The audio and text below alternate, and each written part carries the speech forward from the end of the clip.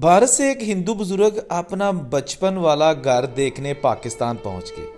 जब पाकिस्तान पहुंचे तो पूरा गांव उनके इस्तकबाल के लिए खड़ा था।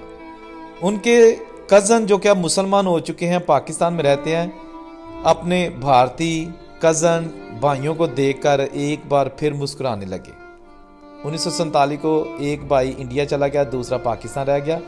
पाकिस्तान वाले भाई का बेटा जो अभी आपके सामने है, ये है बुजुर्ग और ये रहते हैं डीजी खां के तहसील तौंसा के गांव में।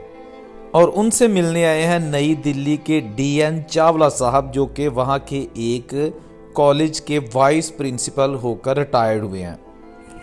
चावला साहब की उम्र तकरीबन 8-10 साल थी जब वो 1947 को अपनी फैमिली के साथ हमेशा के लिए पाकिस्तान को छोड़कर नई दिल्ली जा बसे थे। लेकिन उनके एक चचा यहाँ रह गए थे। पाकिस्तान छोड़कर भारत जाने से इनकार कर दिया था।